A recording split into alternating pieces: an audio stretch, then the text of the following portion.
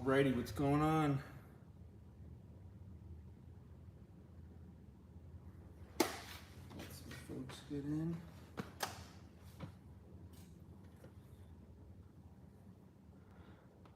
Oh man, welcome. Happy Tuesday. We got a trimming demo for today. If you joined last week, I threw some stuff. We got a big bowl and a couple little cups. If you missed out on last week, you can go watch it. We posted it.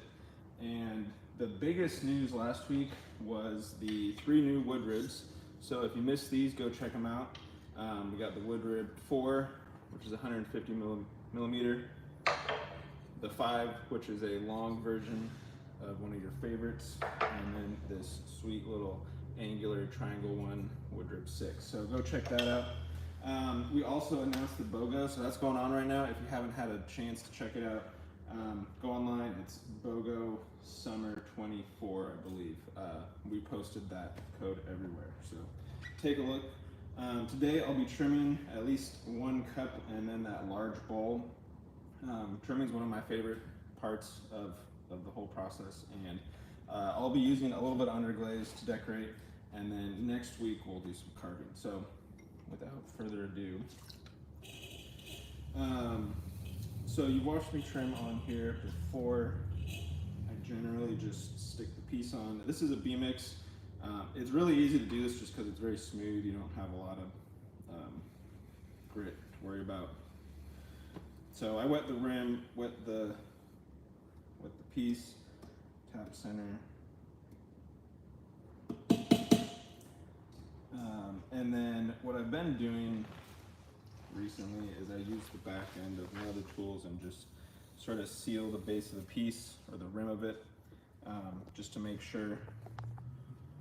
I haven't had one fly off yet, but maybe today's your lucky day.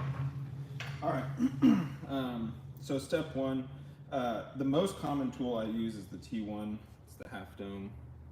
You've seen that one before. I use that for pretty much everything, but today I'll get to use some of the smaller tools and the large one. We'll just start with a little bit of cleanup.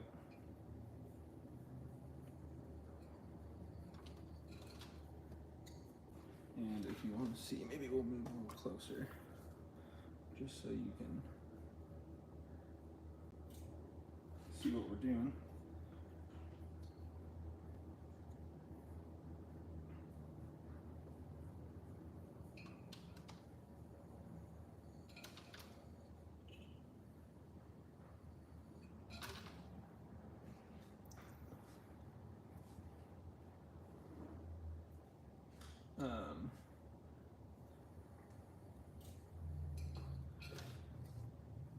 So when I trim, I usually let the piece dry out, maybe a little bit longer than typical.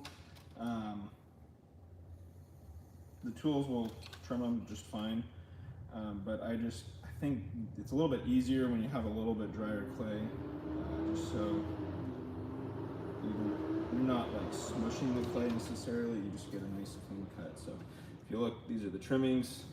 They're definitely wet. They're not gonna like break, but they're not necessarily like, it's not wet clay. So first thing is going into the middle. And I'm using the T1 for this.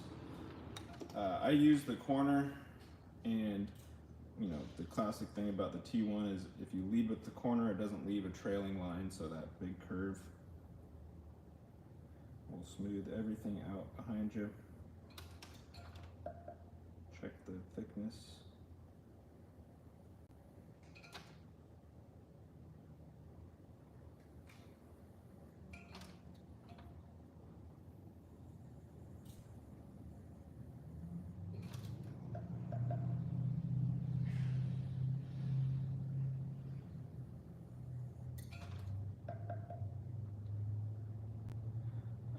When I'm tapping the middle, it takes a little bit of practice, but the more you do it, you just kind of become accustomed to the sound of how thick that clay is. And so it sounds a little echoey right now, but there's still a little bit of thickness to it.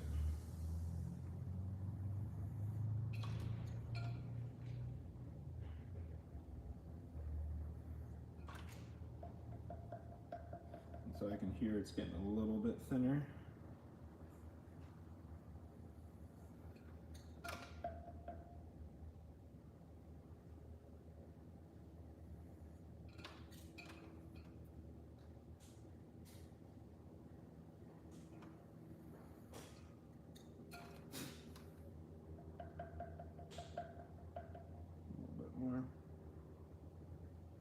The first thing, so I always start with the middle just because that kind of sets everything else. Once I know where the middle is, I know the rim is usually, where I left it. I don't do too much.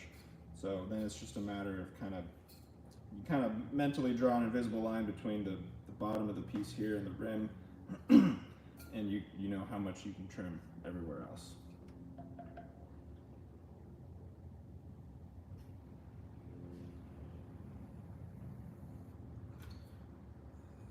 All right, so this one's got a pretty tall foot. I'm gonna take a little bit off.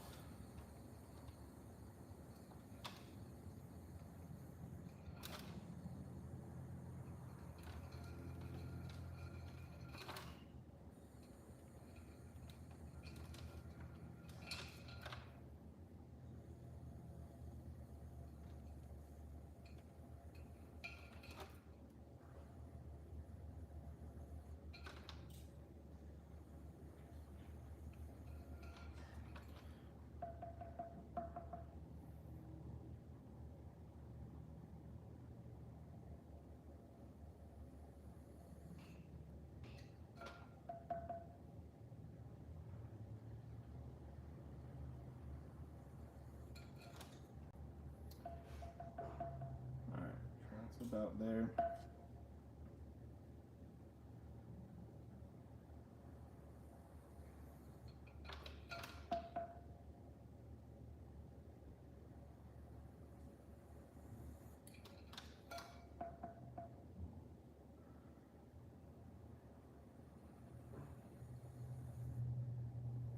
It's nice when you get one good ribbon on that whole thing. All right. So again, inside's down as far as I want to go.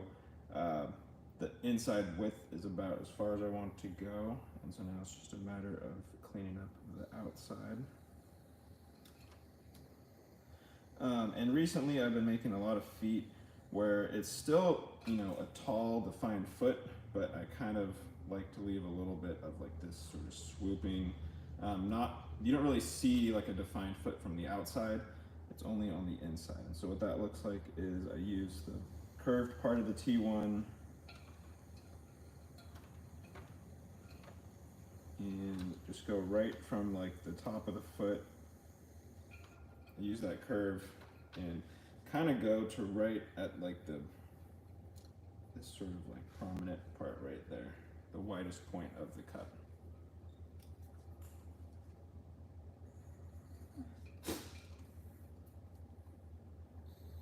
And then another big difference is sometimes I'll see people holding the tool, like a knife. That works. I usually hold it that way on the outside, just so I can have a little bit more force. But you saw when I'm going on the inside, I hold it like you would, like a pencil or something. And I use both hands to really steady, just because that's a very precise part. And then going on the outside, sometimes I feel like I can get a little bit better grip holding it this way. That's all just personal preference. Again, with trimming, it's, there's a lot of different methods. You got to do what's comfortable.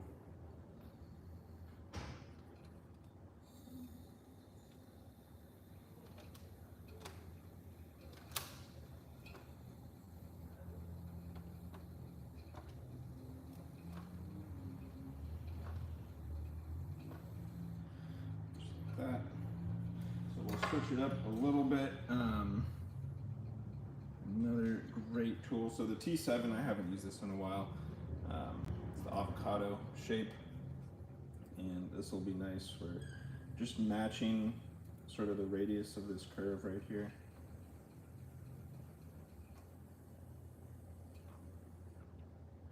And usually, depending on like the size of the piece, I like to have just this smooth curve. The problem is if you're using a tool with a smaller curve, a smaller radius, then you end up leaving kind of like these lines. I'm not sure if you can fully see them, but it's usually what I do is I try to match this curve as best as possible to get the smoothest finished. And so this is pretty big. I'll try the T202. And so this one looks better. And then depending on the angle, so if I'm straight up, it's gonna be that radius right there, but as you tilt down, and you can kind of maybe see it with the perspective of the camera here, that curve gets larger, and so you can actually match it almost exact. And that little squeak is because that whole blade's touching at the same time. Just like that.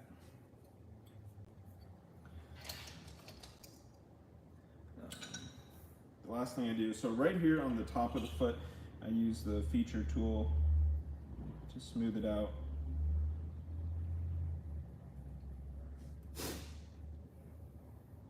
Mostly just to round it out. So question, does glaze run off this shape? It probably would if you glazed the whole outside. However, you'll see usually when I glaze these, I leave this whole bottom segment unglazed. So at most I'll bring glaze down to sort of this like peak right here, this edge. And then you're fine, you know, it's gotta run a long ways. But almost always with this shape that I've been doing recently, I like it because it's really clean on the outside and I don't glaze it past this little peak here, and so you don't have to worry about glaze running that far. And you'll see when I put underglaze on it, usually I just do a little bit of clear on the outside and it looks great that way. Let's see, so we'll use a T8 finally. So this is kind of like a concave curve, and then I'll use a T8 going down the side. And I know the base of this, so the rim of the cup is where it needs to be, but I can take a little bit of material off right here.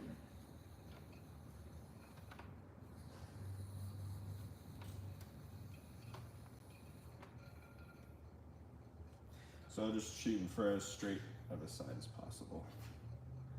And I know the text is probably coming up, so I'm gonna tilt this down.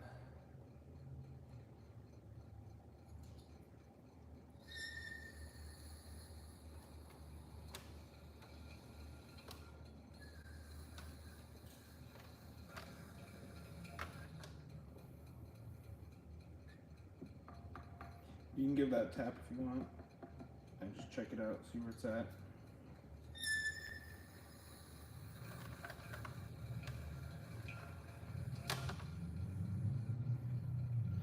All right, we'll go with that.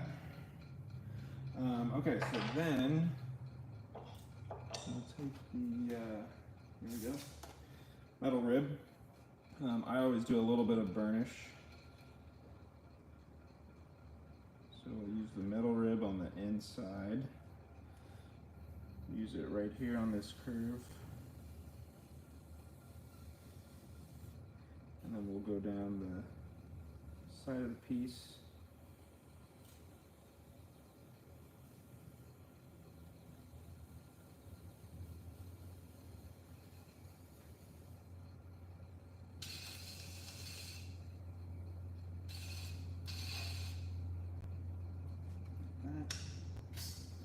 All right, so now for the fun part. I'm gonna use two underglazes, so both Mako Fundamentals Apricot Turquoise. I'll start with the Tucson Turquoise. This is a relatively small piece. So I just have a little bit of water, dip it in. I've used underglaze before. I've also used slip before. I generally prefer slip, but sometimes underglazes you can get some cool colors. So that's why I'm doing it on this one.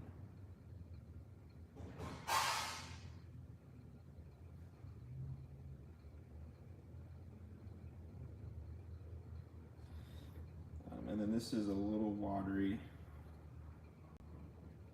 which is okay, we should be fine.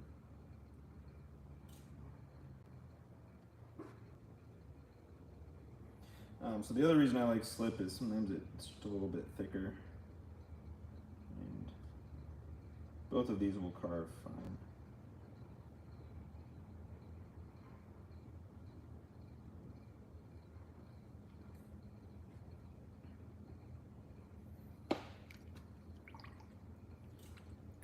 Rinse that.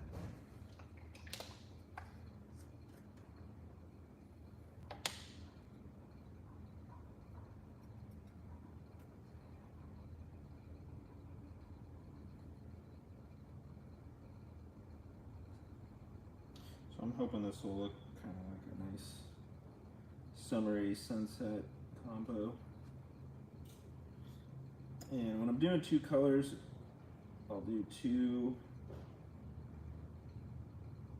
sort of bands and then clean the brush off, make sure it's just a little damp, and then come in and sort of blend them.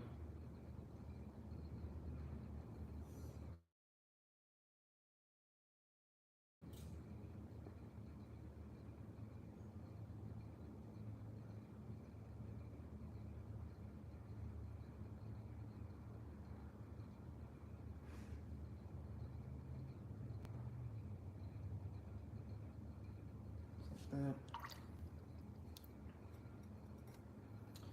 And just add a smidget on the bottom.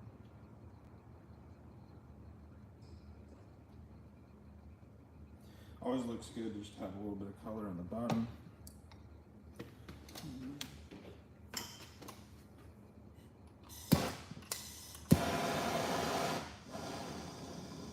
Just add a little bit of flame to dry it off.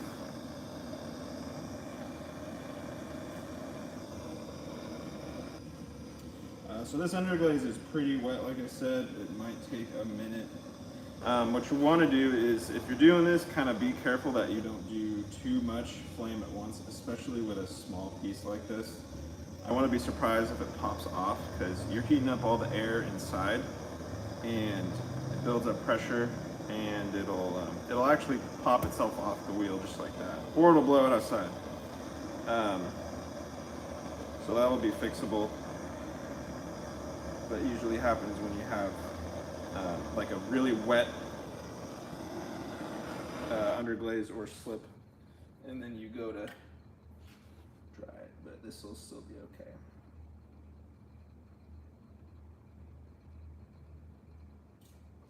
So basically, sometimes it'll pop the top or the base if it's too thin, and there it was thin there, but again, that'll be totally fine.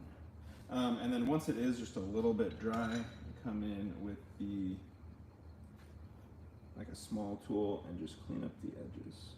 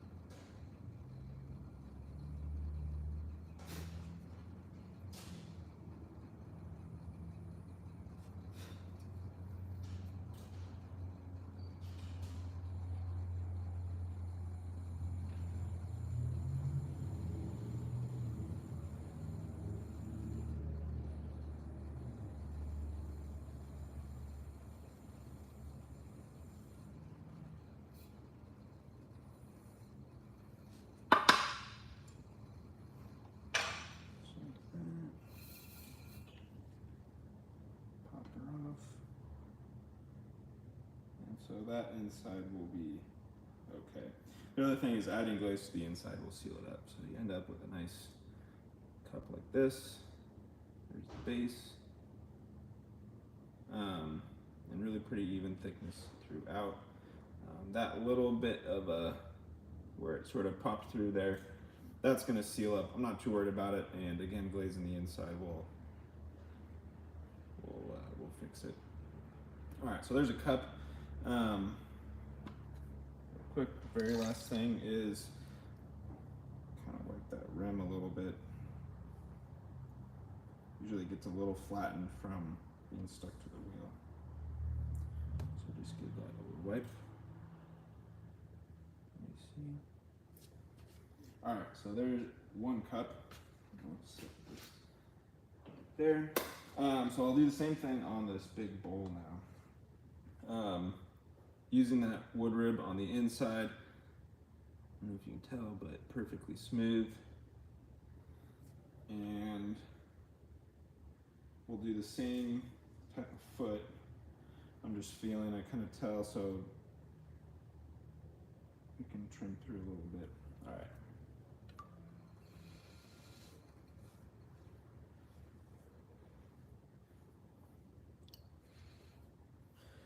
And whenever I put these on, I kind of move it around a little bit, just try to build up like a little bit of a slurry, and that helps it stick.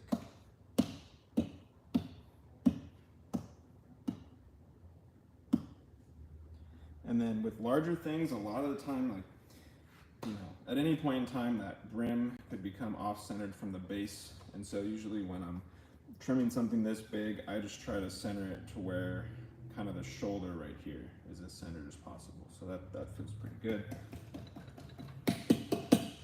Tap her on. Seal that bottom a little bit. All right, so same thing, I'm gonna start in the middle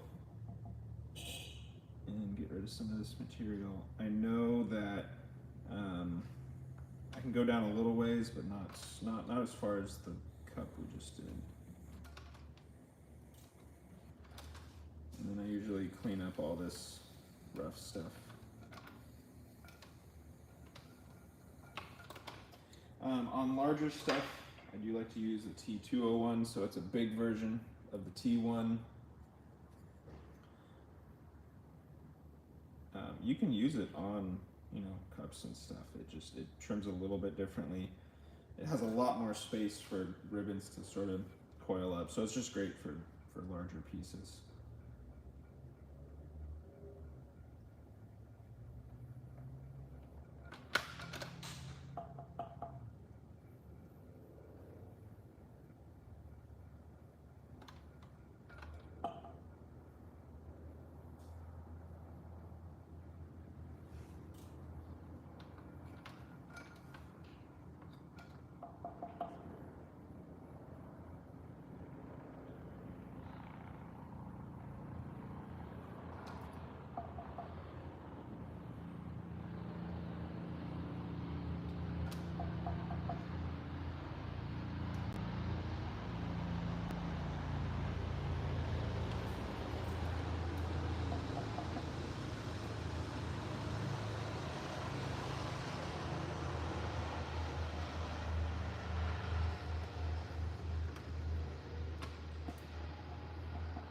So I think we've reached max depth there. So one thing about bowls is as you start to get larger, I know the very center is like, you know, as thin as I want it to be, but because the inside of that bowl is curved, even by the time I get to the inside of the foot over here, or maybe over here, if you can see, I know it's already curved down, so I can tell the middle is good, but as I move out to the edge, it gets a little bit thicker. So I'm trying to match the inside shape of that bowl within the foot here. And so if you just go straight, you know, flat on top, it's going to be a lot thicker on the outside edges.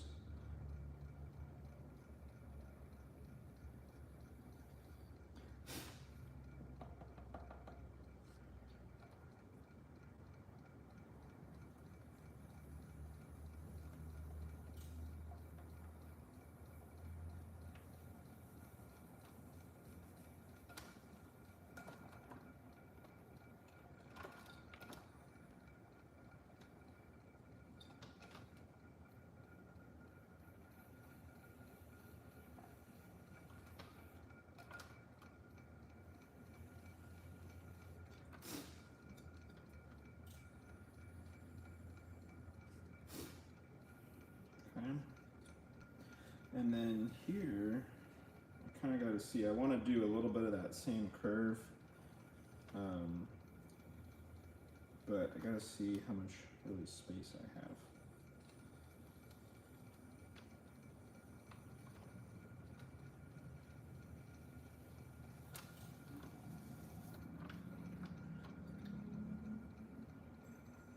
about like that.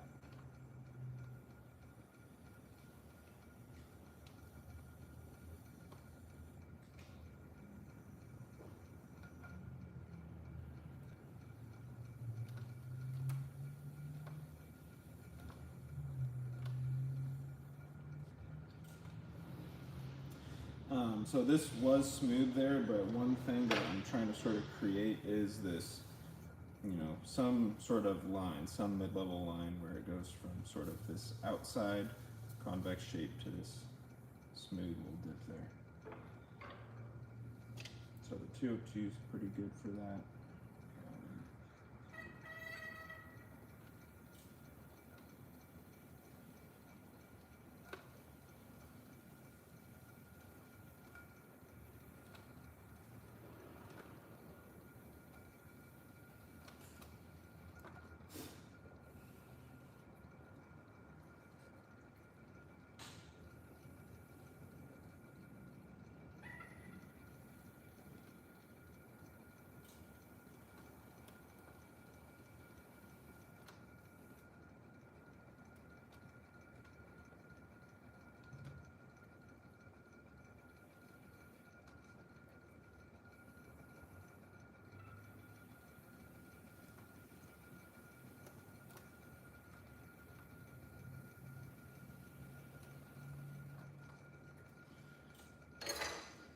I'm just gonna touch top of the triangle here.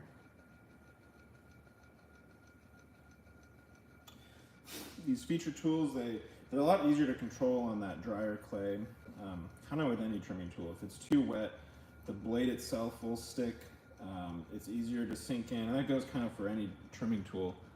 I find that just on like that little bit firmer clay, you don't have as many issues, and you can get just a lot cleaner lines.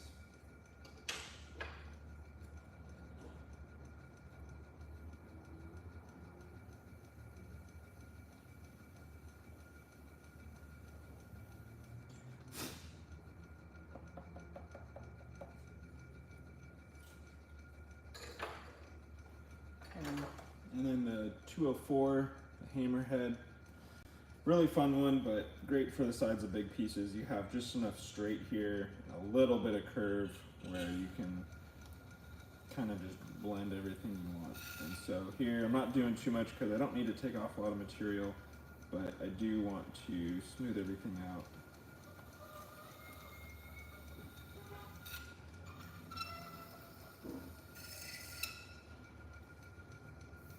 And it's usually a touch drier towards the rim.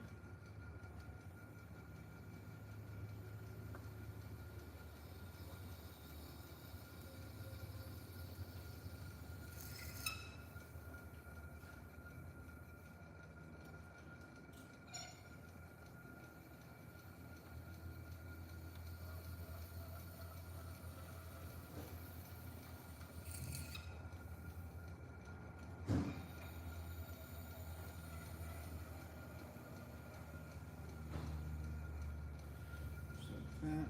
We'll do a little burnishing.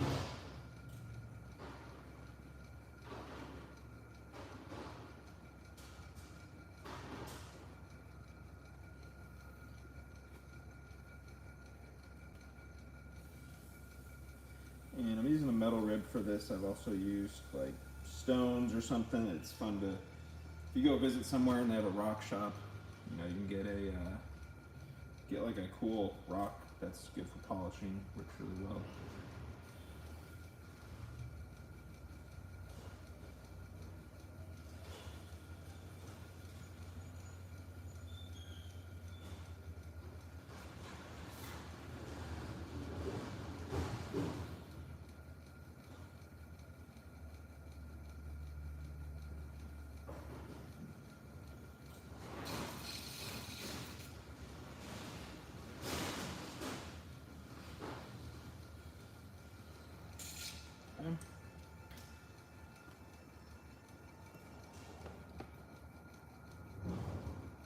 Alright, now we do the same thing on the underglaze.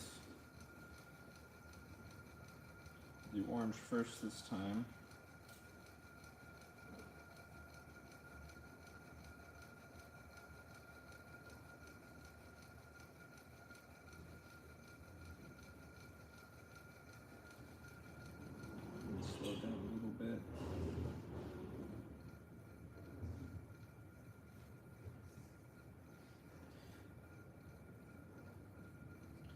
Just keep in mind you need quite a bit more to make it around a bigger piece.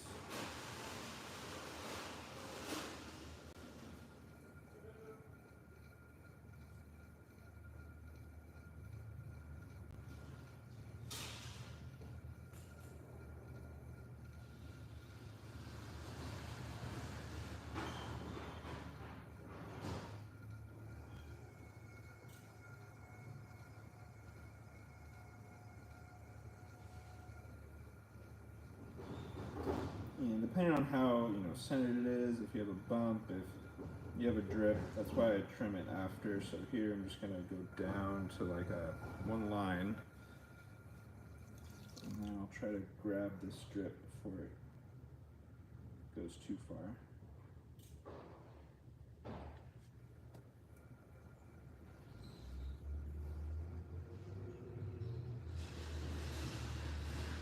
And then I'm sort of fading the bottom. For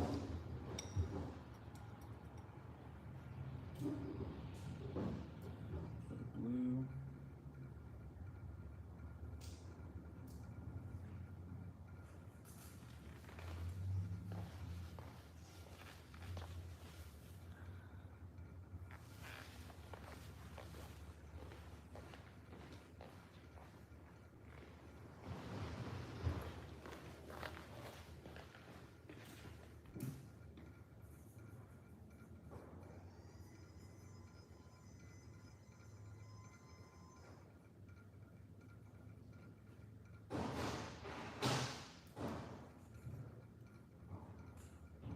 And this is so these are both Mako underglazes. One is a Tucson turquoise and the other is apricot. We have them both on our website, you can check them out. Mako fundamentals. They work great. I mean, I'll put a clear over the top and they carve pretty well. Underglaze works. I also use a lot of slip. I mentioned in the beginning.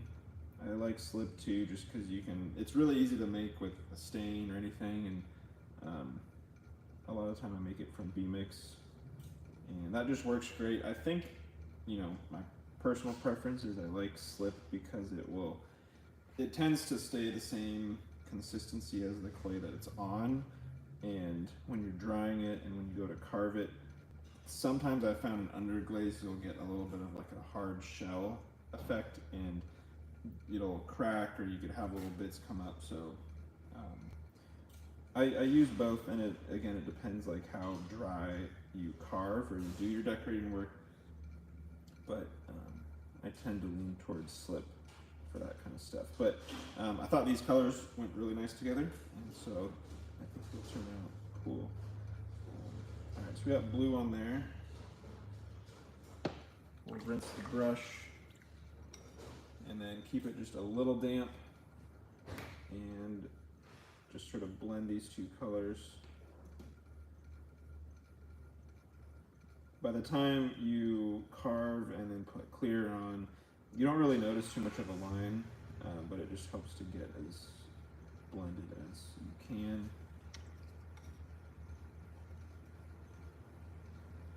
Same for up top.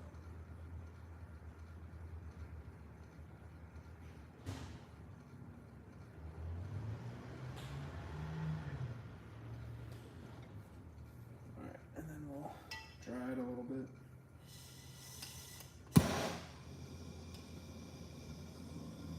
So I'm hoping this one won't pop. It's a little bit thicker, and you have more air. You have a greater volume of air inside, so it takes a little bit longer to heat up. Whenever I'm sort of blow torching the side, I just look for that little sheen. There's a really shiny sheen right now on that underglaze, and I basically just look for that to go away.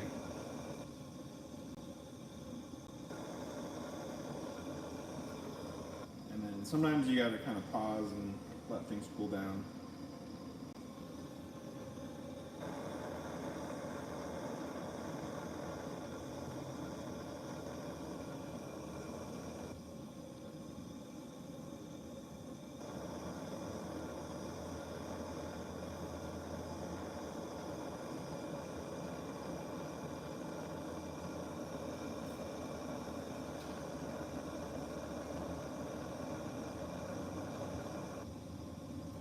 almost there.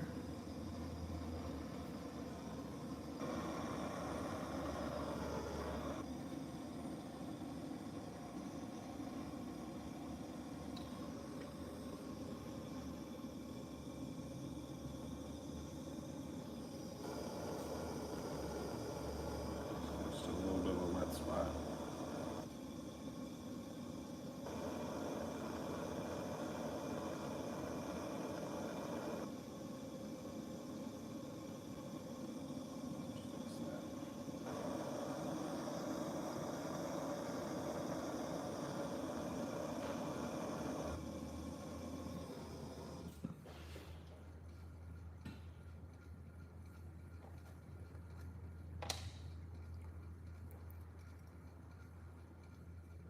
Add a touch of blue on top here.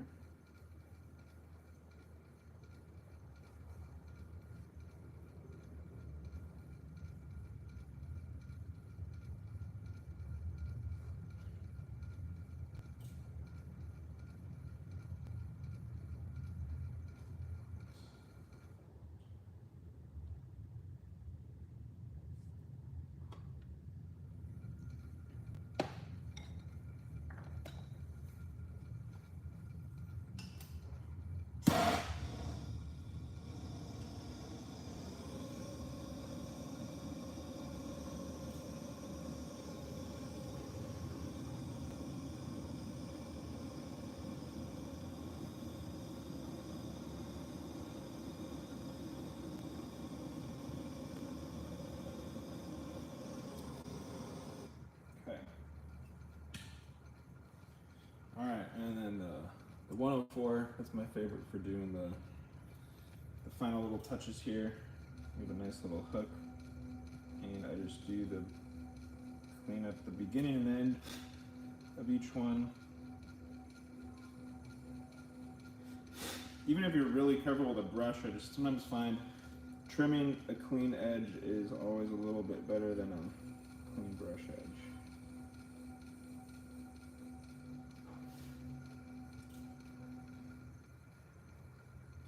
And especially down here where things get a little wonky.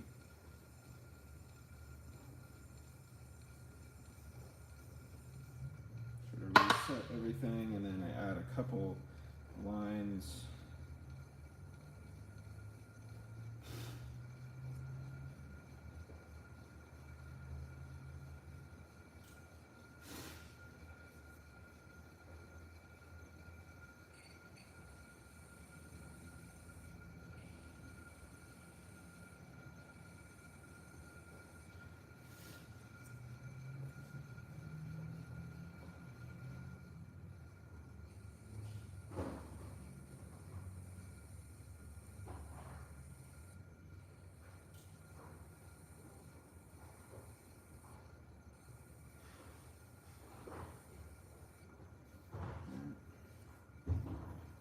So they're all ready for carving next week. Another reason I always blow dry it is because when you grab it, you don't want to smear anything.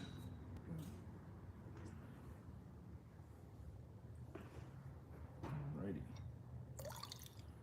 Wipe the rim.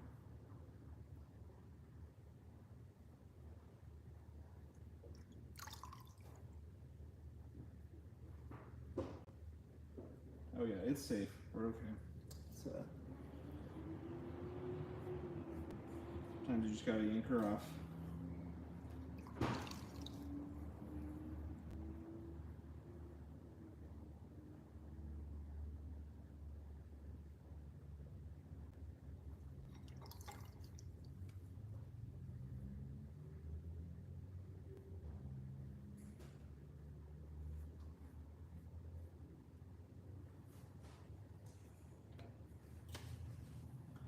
Touch up any of that. Try not to touch it too much with wet hands. All right, there we go. So we got a nice bowl to trim next week. Let's see. I think that's all. Alrighty. Leave it there. Try not to touch it too much anymore. thanks for joining. Hope you enjoyed some of that. It'll be fun trimming and sort of carving next week. I'll get another couple done, and then yeah, next week I think I'll use fine points to carve through all that glaze. Yeah, I know. I saw that, Nick. Oh, yeah. I gotta show you one more thing. I think at some point last week and this week, it got bumped, but I'll work on that a little bit. So all that takes is just a little bit of TLC. So we'll fix the little nick up. It'll be okay. Some of that stuff is fun to try and fix. All right. Oh yeah. Most important things. Okay. BOGO's still going on. So it's BOGO Summer 24. I know that's backwards, but we'll type it out. You got to add at least 2 items, and the lowest price item will be free in your cart. Doesn't include clay glazes, gift cards, or the sink. Valid through July 12th. The last thing is, this is our new wire tool. So I showed this last week. It is now live on the website. So it comes apart, 13-inch wire tool, neat wood handles, really comfortable. If you want to hang it, sure, but you can also wrap it. And so you basically hold it like this, you wrap it around the edge, and it magnets together. And so you have a nice and contained wire tool. It'll roll around, or it'll just sit flat. You can throw it in your box of tools, doesn't get tangled. And then comes apart, and you have a ready to go wire tool. So check that out. We just turned it on right now. They're available. We have a set, and it's 2 different thicknesses, so pay attention to that. I know a lot of people have a preference as to whether it's a thin wire, thick wire. Generally the thin wire, it's going to be easier to cut a bag of clay. It's easier to cut, but the thicker wire, if you're cutting a piece off a bat, it's going to give you just a little bit of gap in there, so it won't re-stick as much. Again, personal preference, but check that out. Wire tool available now, and then those 3 wood ribs I mentioned in the beginning also available. Check them out if great combination of stuff for the BOGO if you haven't got anything yet. So thanks for joining. Again, any other questions, comment on here, we'll answer them, and hope you have a great rest of your week and Tuesday, and we'll see you next time.